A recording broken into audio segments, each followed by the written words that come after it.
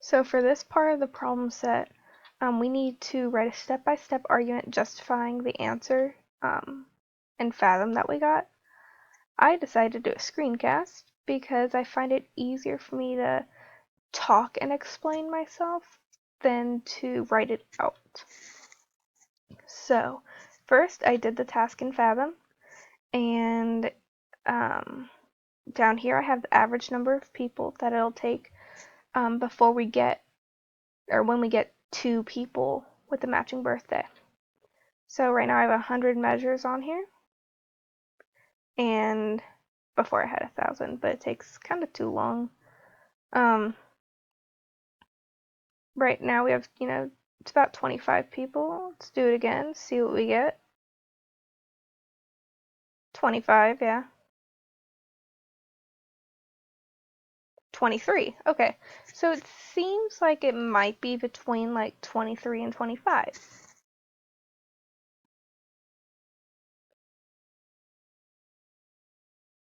Okay. So next I googled um birthday problem explain because I had no idea how to explain it. And I came across this article, and this article took me a little while to understand it on my own, so I'm kind of gonna explain it out. So it starts with kind of just an example. It's talking about a coin. What are the chances of getting, 1 or more heads in 23 coin flips? So, possibilities head on the first throw, gosh, third, last, whatever. So one way to do it, instead of counting all the ways to get heads, find the chance of getting all tails. And that's called a problem scenario. If there's a 1% chance of getting all tails, then there's a 99% chance of having at least 1 head. But you don't know if that, that's 1 head, 2, or whatever. So if you subtract the chance of a problem scenario from 1, we're left with the probability of a good scenario. So it applies the same for birthdays. We're going to find the chance that everyone is different, which is the problem scenario. So right down here it says with 23 people we have 253 pairs.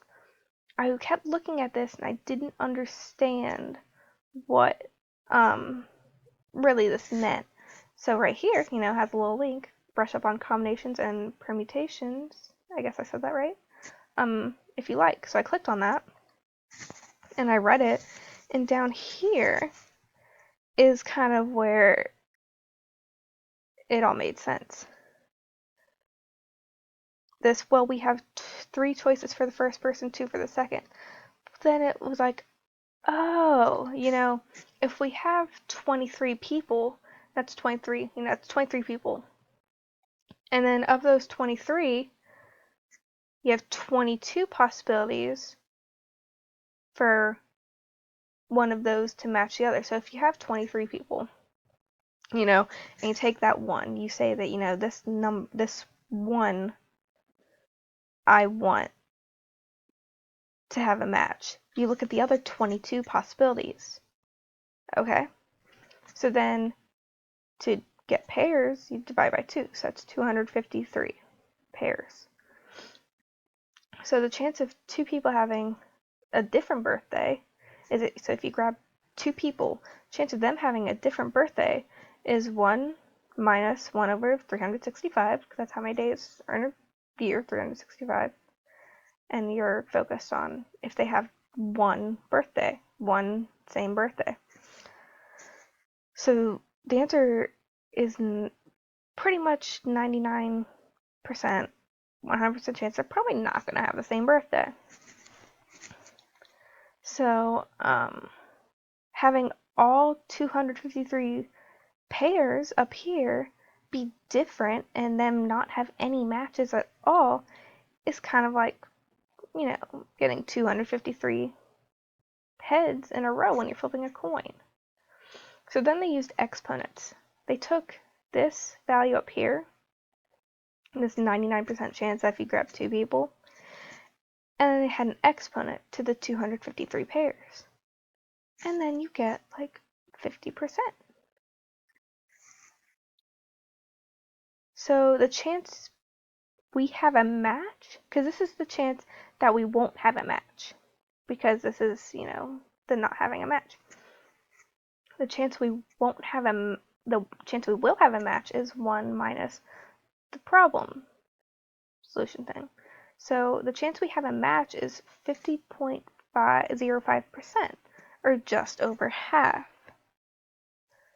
And this is, you know, the probability of a match for any number of people. But then these people had an interactive example, because when they did, you know, their, I guess, calculations, they came up with 23 people was the average. So they have this, and you run trial. And the more you run trials, the closer to 50.05 you'll get. Okay, when I first did this, I got like nothing for the first like 10 times. So this is kind of surprising that I'm still getting one in every one. There we go.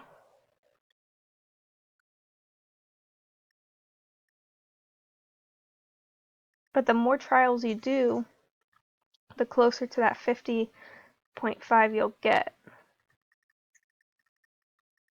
trying to see if I can get close to it. There we go. We're in the 50s now. Yeah. So that's how they explained it. And I really like that explanation. I think it really goes well with this. Let's do 1,000 just for shits and giggles.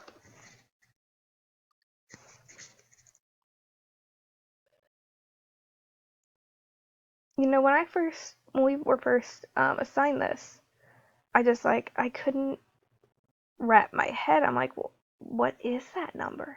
And then when I, you know, finished it and I kept getting like in the 20s, and I did research and theirs were in the 20s, I just didn't understand it at all. But then when I read that article, you know, it kind of made more sense.